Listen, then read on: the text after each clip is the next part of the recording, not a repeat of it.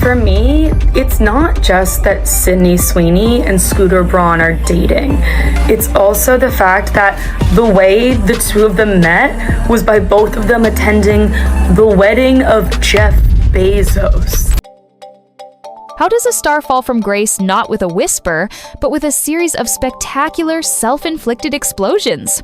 This is the story of Sydney Sweeney, a woman who had the world in the palm of her hand and then, methodically, closed her fist until it all crumbled to dust.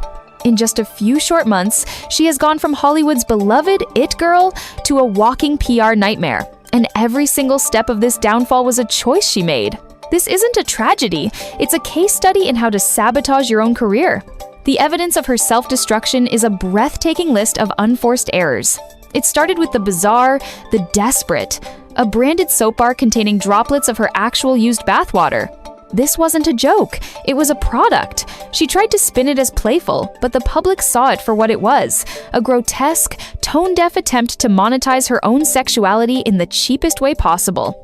The backlash was instant and brutal, but instead of pausing, she doubled down. Then came the American Eagle campaign. What should have been a simple denim ad instantly spiraled into a firestorm when the tagline, "Sydney Sweeney has great genes," was heard by millions as great genes. Paired with her blonde hair and blue eyes, the ad was accused of carrying horrific, unintended eugenicist undertones. The internet erupted, boycotts were threatened. Her carefully crafted cool girl image was scorched, replaced by accusations of being careless and racially insensitive. She was no longer relatable, she was problematic. But the most damning move, the one that truly revealed her new ambitions, was her appearance at Jeff Bezos' $50 million wedding. This wasn't a social call, it was a business transaction. Reports confirmed she was there to kiss the ring of her new boss, as she had a major film project with his studio, Amazon MGM. She was photographed laughing and celebrating with billionaires, while protesters raged outside against their obscene wealth. In that moment, the girl next door was officially dead. She had chosen a seat at the table of the elite, and her original fans felt the betrayal deeply. This single decision set the stage for the most catastrophic move of all. If attending the Bezos wedding was the betrayal, then her next move was the absolute surrender. It was at that same wedding that she allegedly met Scooter Braun, and now rumors are exploding that the two are dating. Let that sink in. Scooter Braun, the man who is arguably the most despised figure in the entire music industry, the architect of the very public, very bitter feud with Taylor Swift, the manager whose own clients Ariana Grande, Demi Lovato, even Justin Bieber have all reportedly fled from him. His reputation is not just damaged, it's radioactive.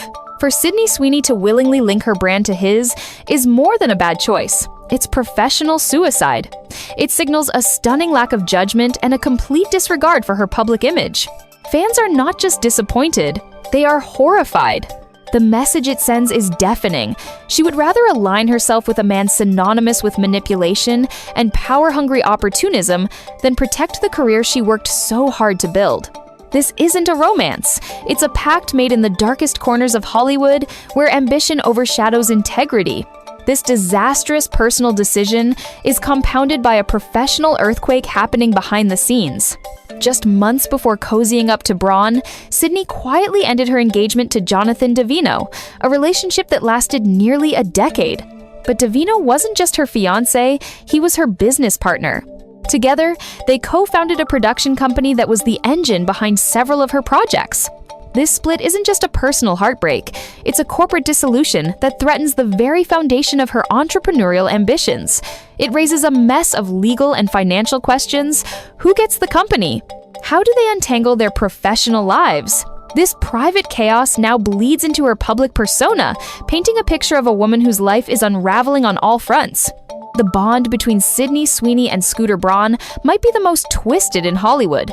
It isn't built on shared interests or genuine connection, it's built on a shared foundation of terrible press. He is a man canceled by the entire internet. She is a star rapidly canceling herself with every new headline. In each other, they haven't found love. They found an ally in alienation. It's a partnership of mutual public ruin, a pact that says, if everyone hates us, we might as well be hated together. This disastrous alliance completely overshadows her professional work. She has a major new film, the Christy Martin biopic, on the horizon.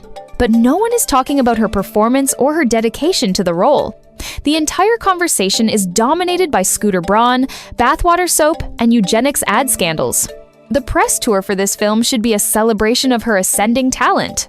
Instead, it will be a minefield of questions she will desperately dodge. Her team is likely in a panic, trying to control the narrative, but the damage is done. The story is no longer about her art, it's about her awful judgment.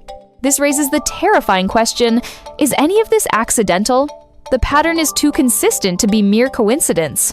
The bathwater stunt, the controversial ad, the Bezos wedding, the Braun romance, each one is a calculated shock to the system. It feels less like a spiral and more like a deliberate, brutal rebrand. Sydney Sweeney is no longer trying to be the relatable girl next door. She is consciously transforming into a villain, a controversial figure who thrives on noise and negativity because, in today's attention economy, even infamy is a currency. She isn't losing her career, she is setting it on fire to see what rises from the ashes. In the end, the story of Sydney Sweeney is a modern Hollywood tragedy of her own making. She was handed the blueprint for sustained success, talent, acclaim, and a fiercely loyal fan base. Yet, she chose to tear up that blueprint and build a house on the unstable foundation of scandal and controversy. Each decision from the bathwater soap to Scooter Braun was a step away from being a respected actress and a step toward becoming a permanent fixture on the gossip pages, forever known for her messy personal life rather than her professional accolades. The most heartbreaking part of this entire saga is that it didn't have to be this way. She had a clear path to a long and thriving career, but she traded that potential for the quick, cheap high of viral infamy. She swapped a legacy for clickbait. Now, as she prepares to promote her most important role yet, the narrative is irrevocably broken. The world isn't asking about her portrayal of Christy Martin. It's asking about her relationship with a man everyone hates. She has become the punchline to her own joke. Sydney Sweeney proves a terrifying truth about fame today. It doesn't matter if the attention is positive or negative, as long as the spotlight is on. She isn't trying to win back her fans. She's accepted her role as the villain. She has chosen to set herself on fire to keep warm, and now we all have to watch her burn. The girl next door is gone, and what's left is a cautionary tale about what happens when ambition eclipses everything else, including common sense. If this deep dive into one of Hollywood's most shocking downfalls has you hooked, you need to subscribe to Hot Sip, where the tea is always fresh.